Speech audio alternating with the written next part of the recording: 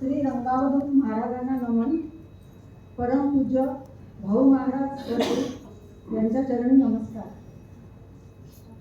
खरं तर सर्वात प्रथम मला इथे आता मी सगळी माहिती ऐकली आपल्या या संस्थेविषयी, तर एवढ्या मोठ्या संस्थेने मला इथे अध्यक्ष म्हणून बोलावलं याबद्दल खरं तर मी भटकर साहेब, बापूजी स्वर्गे, प्रभूजी पाठक, सुधीरजी दीक्षित आणि समस्त विश्वस्त मंडळाची खूप आभारी आहे. सगळ्यांनी आता म्हणजे त्यांनी सांगितलं की इथे महिला अध्यक्ष आज पहिल्यांदाच बसल्या आहेत. खरं तर मी खालून वरतीच आज पहिल्यांदा आली.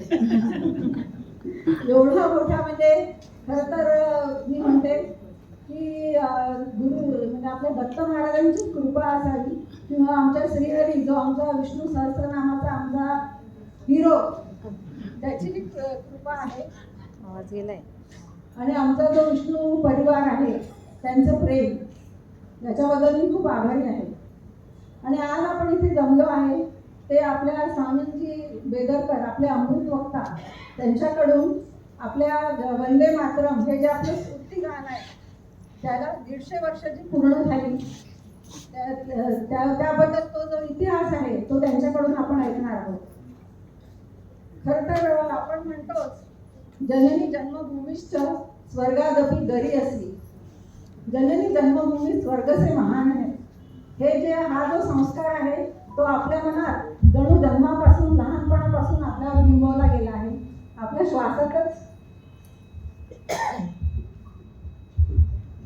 श्वासातच ते भिनलेलं आहे.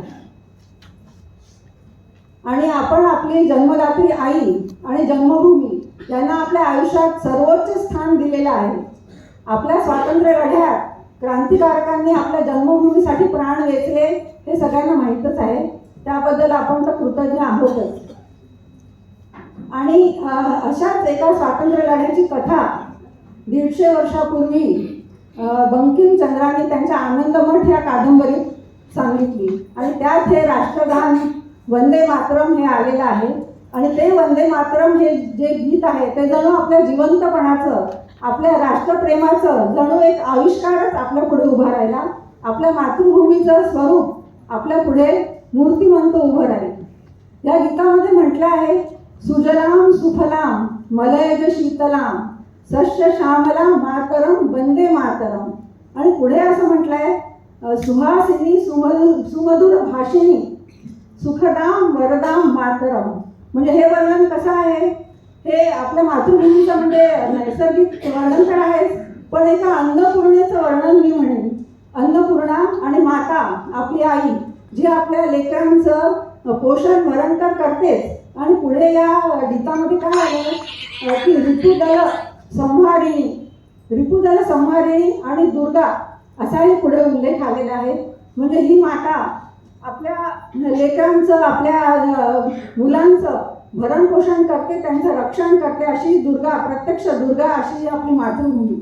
आणि मग तिच्या चरणी वंदन करताना आपण जे वंदे मातरम म्हणतो तेव्हा आपल्या मनात कुठली भावना उभी राहते, तर ज्वलंत अशी एकपणाची एक भावना उभी राहते. मग तिथे आपला वैयक्तिक धर्म कुठलाही असो तो आड येणार नाही आणि आपण तो येऊ पण द्यायचा नाहीये. वैयक्तिक धर्म तिथे आड येऊ द्यायचा नाहीये. तर असं हे वंदे मातरम. आणि या वंदे मातरम गीतावरून मला एक प्रसंग म्हणजे तो आमच्या वैयक्तिक आयुष्याशी पण जोडलेला आहे, तो मला इथे सांगावासा वाटतो. लोकमान्य टिळक हे नेहमी म्हणायचे की आपल्याला जर स्वातंत्र्य हवं असेल तर आपलं शरीर सुदृढ केलं पाहिजे, आपण बलवान व्हायला पाहिजे. नुसतं बोलून काही स्वातंत्र्य मिळत नाही.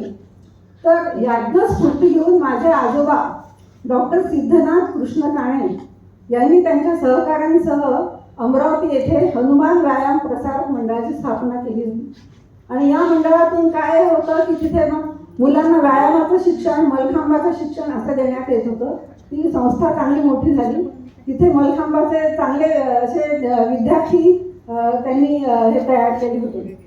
आणि मग 1936 साली बर्लिनला ऑलिम्पिक भरण्यात आलं होतं. म्हणजे ऑलिम्पिक तेव्हा म्हणजे 4 वर्षांनी भरतं, तर त्या वर्षी ते ऑलिम्पिकला बर्लिनला होतं, जर्मनीमध्ये.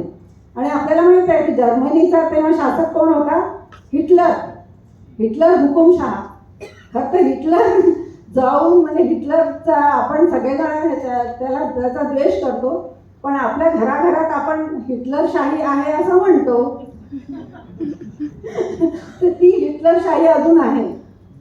तर ते हिटलरचं काय बर्लिनमध्ये तर ऑलिम्पिकचं आयोजन केलेलं होतं आणि तिथे प्रात्यक्षिकासाठी हनुमान व्यायाम प्रसारक मंडळाच्या या पथकाला आमंत्रण होतं आणि त्याचे व्यवस्थापक माझे आजोबा होते, सिद्धनाथ कृष्ण काणे. आणि मग तिथे गेल्यानंतर स्पर्धा झाल्या, सगळं झालं, समारोपाचा दिवस आला, यांचं प्रात्यक्षिक झालं, सगळ्यांना ते खूप आवडलं, खूप कौतुक झालं त्याचं. पण मग तेव्हा प्रथेप्रमाणे राष्ट्रगीत वाजवण्यात येणार होतं, पण आपला देश तर तेव्हा ब्रिटिशांच्या सत्तेखाली होता. मग राष्ट्रगीत कोणतं तर ते ब्रिटिशांचं. तेव्हा ते काहीतरी असं होतं की पंचम जॉर्जचं स्तुती करणारं असं काहीतरी ते राष्ट्रगीत तेव्हा होतं. तर माझ्या आजोबांनी हिंमत करून प्रत्यक्ष हिटलरला सांगितलं की बघा बा, आम्ही हे राष्ट्रगीत काही म्हणणार नाही, आमचं हे राष्ट्रगीत नाही, आमचं राष्ट्रगीत आहे वंदे मातरम. आणि ते जर म्हणण्याची परवानगी असेल तर आम्ही ते म्हणणार, नाही तर इथे कुठलंच राष्ट्रगीत आमच्यासाठी वाजवण्यात येऊ नये असं त्यांनी परखडपणे सांगितलं.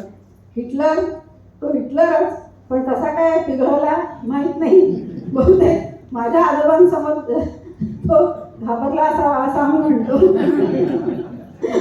कारण माझ्या आजोबांच्या पण मिशा फार अशा पिळदार होत्या. तर मग ते राष्ट्रगीत तिथे म्हणण्यात आलं, फार तो राष्ट्राभिमान तो जागला तेव्हा. आणि तेव्हा त्या हिटलरनी माझ्या आजोबांना त्यांच्या धाडसाचं कौतुक म्हणून एक मेडल त्यांना बहाल केलं. ते मेडल आजही अमरावतीला या हनुमान व्यायाम प्रसारक मंडळाच्या त्यांच्या याच्यामध्ये ठेवलेलं आहे. तर असं हे वंदे मातरम स्फूर्तिगान राष्ट्रीय गीत आपलं ते सगळ्यांना स्फूर्ती देतं. आपल्या स्वातंत्र्य लढ्याला यातूनच स्फुरण आणि स्फूर्ती मिळाली. आणि मला एक असं सांगावं असं वाटतं की आपण जेव्हा वंदे मातरम म्हणतो तेव्हा आपण आपला जय जयकार कशाचा करतो, आपल्या मातृभूमीचा म्हणजे भारत मातेचा. तर भारत माता हे नाव कशातून आलेलं आहे? भारत माता भारती. भारत हा शब्द हा राजा भरतावरून घेतला आहे. तर तो राजा भरत कोण होता? तर तो भागवतकालीन राजा भरत, सम्राट भरत. आणि तो ऋषभदेव, तर जो ऋषभदेव हे कोण होते? तर ते परमेश्वराचे अंशावतार त्यांना म्हणण्यात येत होते.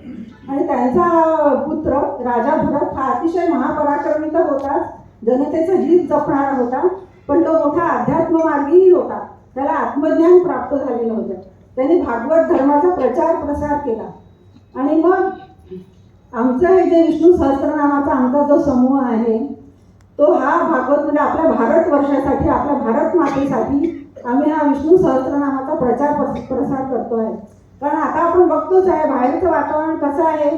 तर एकतर आपल्या देशातलं म्हणजे आपल्या महाराष्ट्रातलं हे अंध जे श्रद्धेने जे काय आपलं विष सगळीकडे पसरवलं आहे ते तर फारच म्हणजे हे जसं काही एखादा काल सर्प जो म्हणतो ना विषाचा, तसाच तो कुठून काय आला त्याला तर खरं तर खेचलं पाहिजे. आणि दुसरं म्हणजे देशाच्या बाहेर जे साम्राज्यवाद आणि धर्मांधता जे काय आता आपण बघतोय, सगळा अशांती जी फैलली आहे त्याच्यावर हा उपाय म्हणजे काय की आपला भागवत धर्म जागृत ठेवणं. आणि त्याच्यासाठी घरोघरी विष्णू सहस्त्रनामाचा प्रचार प्रसार हा आमचा विष्णू सहस्त्रनाम भक्तांचा समूह करतो आहे. आणि ते मला सांगायला अभिमान वाटतो की ती सेवा आम्ही निस्पृहपणे करतो. कुठलाही त्यात स्वार्थ नाही आहे, फक्त देवाची आणि पर्यायाने आपल्या जन्मभूमीची मातृभूमीची ती सेवा आहे. आणि अशीच सेवा आमच्या हातून घडत राहो अशी मी दत्त महाराजांच्या चरणी प्रार्थना करते आणि माझे 2 शब्द संपवते.